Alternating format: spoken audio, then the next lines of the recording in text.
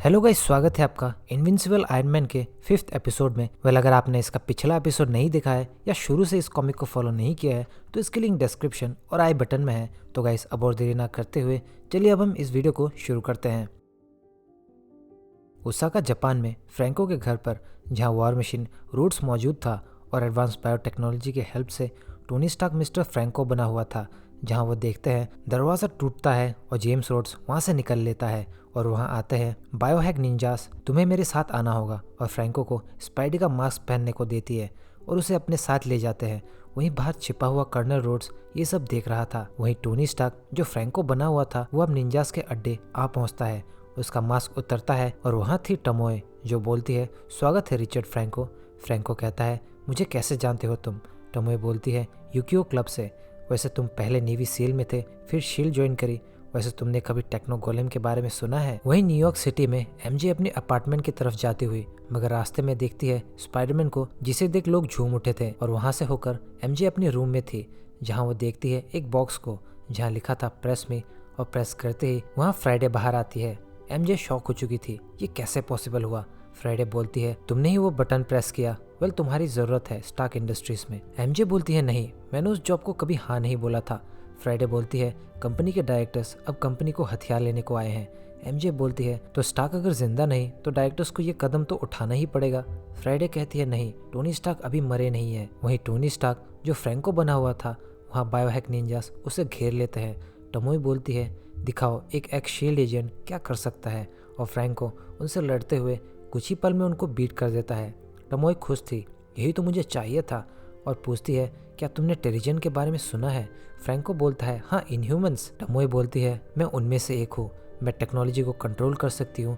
मैंने Tony Stark के suit से उसे ही मार डाला था। फ्रैंको पूछता है तो क्या तुम टेक्नो गोलेम हो? टमोई बोलती है अब टाइम आ चुका है शील्ड, एम, हाइड्रा सब तक पहुँचने का। फ्रैंको पूछता है तो मेरा इससे क्या लेना देना?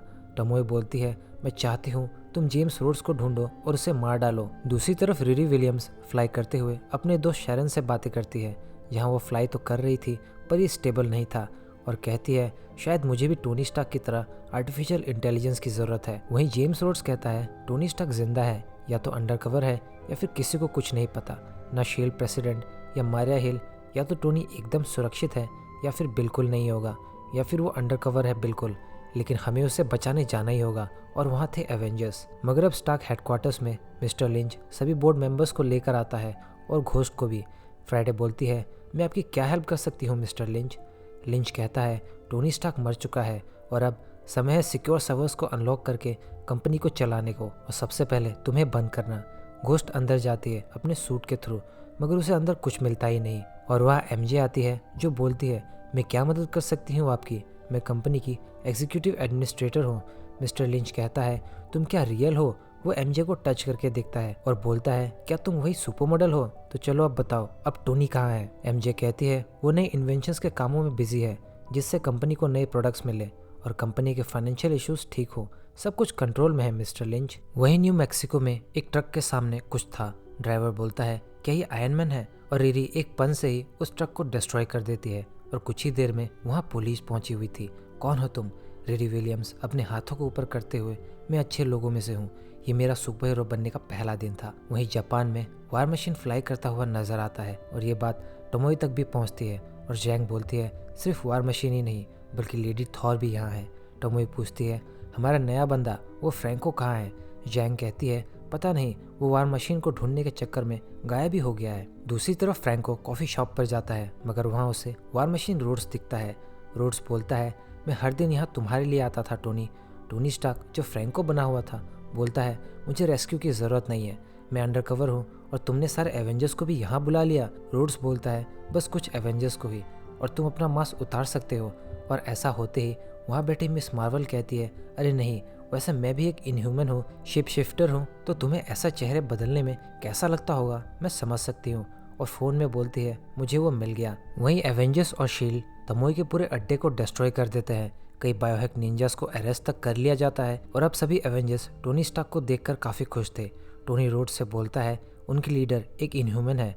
रोड्स कहता है वो हमारे कब्जे में है, चलो देख लो। टोनी परेशान था, अरे नहीं, ये तो जैंग है, टमोई उनकी लीडर थी, ये तो उसकी राइट हैंड है। रूट्स बोलता है वैसे उसे लड़ते समय वहाँ काफ़ी अंधेरा था उस दिन, तो कोई सही से दिखा नहीं। टोनी बोलता है वो टमोई खुद को टेक्नो गोलेम बोलती है और कहीं भी अब घूम फिर रही होगी। वैसे मेरी दूसरी पहचान तो बाहर नहीं आई है ना। और टोनी दोबारा फ्रैंको बनकर जेल में अंदर चला जाता है। जैंग बोलती है फ्रैंको तुम तो धोखेबाज हो। टोनी स्टार्क जो फ्रैंको बना हुआ था बोलता है धोखेबाज तो तुम हो। वैसे भी क्या उन्होंने सबको पकड़ लिया? वैसे क्या टमोई हमें बचाने आएगी? जैंग बोलती है वो गायब हो गई, जैसे उसे पता था कि एवेंजर्स वहाँ आने ही वाले हैं। मुझे लगता है उसने हमें धोखा दिया। फ्रैंको पूछता है टमोए अब कहाँ है? जैंग कहती है वो तो मुझे भी नहीं पता, मगर वो कहीं भी हो सकती है और जब वो वापस आए तब शायद कोई ना बचे। कुछ समय बाद तबाह हुए स्टार्क टावर में एक वर्कर बोलता है ये यहाँ क्या कर रहा है? दूसरा वर्कर बोलता है मैंने तो 10 पिक्चर्स ले ली है, मैं इन्हें बेचूंगा, आखिर ये टोनी स्टार्क है। टोनी उन लोगों से बोलता है क्या मुझे कोई कैचअप दे सकता है? फिर कुछ दिनों बाद टोनी स्टार्क हेडक्वार्टर्स में आता है जहाँ सारे बोर्ड मेंबर्स और शेयर होल्डर्स मौजूद थे। टोनी स्टार्क बोलता है मुझे माफ़ करना, मैंने आप सभी को परेशान किया, मगर शील्ड और एवेंजर्स की मदद के लिए मुझे अंडरकवर होना पड़ा एक इंटरनेशनल क्राइसिस के लिए, मगर अब सब ठीक है और मेरे ना होने पर आप सभी ने कंपनी को बखूबी संभाला। मिस्टर लिंच कहता है मैंने सुना तुमने टेक बेस निंजा से फाइट करी। टोनी बोलता है वैसे मुझे तुम्हें एक्सप्लेन करने की ज़रूरत नहीं मिस्टर लिंच, जैसे तुमने एक चोर को हायर करके मेरे सेफ मेरे लैब को खोलना चाहा। लिंच बोलता है मगर स्टार्क तुमने हमारी जानकारी के बिना एक मशीन से कंपनी चलाई। टोनी बोलता है किस बात की दिक्कत है कि फ्राइडे ने तुमसे अच्छी कंपनी चलाई? तुम एक बकवास हो टोनी, कंपनी के शेयर्स गिरे तुम्हारे कारण, इस पर वोटिंग होगी। टोनी बोलता है तुम एक बकवास हो, चलो वोट करो। और टोनी और फ्राइडे अपने हाथ दिखाकर वोट करते हैं और सभी बोर्ड मेंबर्स वहाँ से निकल जाते हैं। एमजे बोलती है मैं फाइनेंस में उतनी अच्छी तो नहीं टोनी, मगर तुम काफ़ी परेशानी में होगे। टोनी बोलता है मुझे पता है, वैसे मुझे माफ़ करना, मैंने तुम्हें भी बहुत परेशान किया एमजे। एमजे बोलती है कुछ इन्वेंट करो और जल्दी मार्केट पे ले आओ, वरना कंपनी में बुरा असर हो सकता है। स्टार्क बोलता है वैसे मुझसे सबसे ज़्यादा परेशान कौन हो सकता है मेरे मौजूद नहीं होने पर? फ्राइडे बोलती है पेपर पॉट्स या हाइड्रा। टोनी स्टार्क कहता है हाँ मैं समझ गया। और फिर MIT में टोनी पहुंच जाता है। हे अमारा मैं वापस आ चुका हूँ, देखो मुझ पर गुस्सा मत करना, मुझे एक मौका तो दो, मैं जानबूझ के ये सब परेशानी नहीं उठा रहा था, ना ही मैं तुम्हें इग्नोर कर रहा था। चलो अमारा अब मेरी तरफ देखो तो सही। मगर कुर्सी पर बैठी लड़की डॉक्टर अमारा परेरा थी ही नहीं। टोनी अरे ये क्या, ये तो अमारा नहीं है। वो लड़की देखती है अरे ये तो टोनी स्टार्क है और बोलती है वो यूरोप में कहीं है, उसके ना होने पर मुझे ये डिवाइस यूज़ करने का मौका मिला। टोनी पूछता है वैसे वो क्यों चली गई? वो लड़की टोनी की फ़ोटो खींचते हुए मुझे सच में कोई आइडिया नहीं है। टोनी बोलता है वैसे क्या तुम ये फ्लावर्स रखना चाहोगे?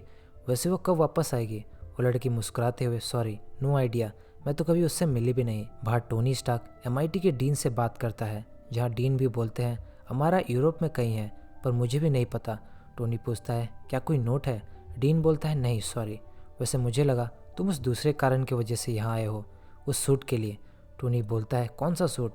डीन कहता है रिरी विलियम्स, वो लड़की जिसने खुद का एक आर्मर बनाया और निकल पड़ी। शिकागो में रिरी की माँ उस पर गुस्सा थी। मुझे बताओ रिरी, तुम्हें खुद MIT ने सीट दी, तुम एक जीनियस हो, तो MIT तुम्हारे लिए कैसे सही नहीं? उन्होंने कहा कि तुमने कुछ चुराया है। रिरी बोलती है मैंने बस भंगार की चीज़ों को यूज़ किया जो कोई नहीं कर रहा था, वो भी इन्वेंशन के लिए। रिरी की मॉम बोलती है वो केस करने वाली है तुम पर रिरी। रिरी बोलती है मैं खुद को दुनिया के सामने लॉन्च करूंगी माँ, बस ये तैयार हो ही गया। रिरी की मॉम ये क्या है, मुझे दिखाओ, कहीं कोई बॉम्ब तो नहीं, जल्दी दिखाओ। वहीं दरवाजे पर खड़ा टोनी हाँ चलो मुझे भी दिखाओ बोलता है। रिरी शॉक में थी, उसको बिलीव नहीं हो रहा था कि खुद टोनी स्टार्क उसके घर पर है। मगर रिरी की माँ अरे तुम कौन हो? टोनी बोलता है मैं हूँ टोनी स्टार्क। रिरी की माँ अरे हाँ तुम तो आयरन मैन हो। टोनी रिरी को बोलता है मुझे दिखाओ जल्दी। रिरी टोनी को दिखाती है और कहती है मैंने तुम्हारे मार्क 41 को रिवर्स इंजीनियरिंग करके ही इसे बनाया है। टोनी पूछता है तुम्हारी उम्र क्या है? रिरी बोलती है 15 साल। टोनी बोलता है वैसे तुम्हें पहले अपने कॉलेज पर ध्यान देना चाहिए था, वैसे क्या सच में तुमने इसे बनाया है? रिरी बोलती है बिल्कुल मैंने ही बनाया है इसे और फ्लाई भी करी है, पर मुझे AI की ज़रूरत होगी, तुम जानते हो क्यों? टोनी बोलता है बिल्कुल, मगर मैं तुम्हें नहीं दे सकता क्योंकि इसकी कीमत मुझे खुद 400 करोड़ के आसपास पड़ी है और मैं उतना भी अमीर नहीं फिलहाल। रिरी की माँ बोलती है मैं तुम्हें ये सब करने नहीं दे सकती रिरी। टोनी कहता है शायद मैम अब रिरी को रोकना मुश्किल है क्योंकि वो पूरी तरह इसमें इन्वॉल्व हो चुकी है। और उन दोनों को डिनर के लिए पूछता है टोनी चलो हम सारी बातें डिनर पे ही करेंगे। कुछ समय बाद डिस्ट्रॉय हुए स्टार्क टावर में मारिया हिल बोलती है, तो अब हम क्या करेंगे टोनी? टोनी कहता है, मुझे पता है। कैरल डेनवर्स भी 7K3 ऑर्बिटिंग सैटेलाइट में बैठकर सोच रही है कि अब मैं क्या करूँगा। और इनह्यूमंस अब वार चाहते हैं, क्योंकि इस बिल्डिंग की तबाही के बाद ये सब एक वार बन चुका है। तो मैं भी वार ही चाहता हूँ। वैसे मैंने जब वेपन्स को बनाना और बेचना छोड़ा तो मैंने एक स्टैंडर्ड सेट किया था, मगर अब ऐसा नहीं है। तुम लोग जानते भी हो मैं किस तरह कितनी जल्दी पूरी दुनिया तबाह कर सकता हूँ, मगर इससे मेरा बेस्ट फ्रेंड वापस नहीं आने वाला। मैं जानता हूँ मुझे आगे क्या करना है, पर मैं नहीं करना चाहता। रूडी जानता है, शिकागो की वो 15 साल की बच्ची जानती है। तभी वहाँ कोई आता है जो बोलता है, आओ मैं तुम्हें बताता हूँ क्या करना है।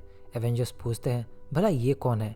टोनी कहता है, विक्टर वॉन डूम। मारिया हिल बोलती है, चलो जल्दी अपने हाथ ऊपर करो विक्टर। मगर डॉक्टर डूम अपने स्पेल से खुद को और टोनी को वहाँ से टेलीपोर्ट कर लेता है कि सभी एवेंजर्स एक दूसरे को देखते रह जाते हैं। तो गाइस ये थी 5th एपिसोड, और इसके बाद बस एक ही लास्ट एपिसोड आएगा जिससे ये कॉमिक पूरी हो जाएगी। सो अगर आपको ये वीडियो अच्छी लगी हो तो वीडियो को लाइक और शेयर करें, कमेंट करके बताएं कैसी लगी स्टोरी और वीडियो आपको, प्लस चैनल को सब्सक्राइब करके बेल आइकन को ज़रूर प्रेस करें। तो गाइस मिलते हैं बहुत जल्द अगली वीडियो में। Till then bye.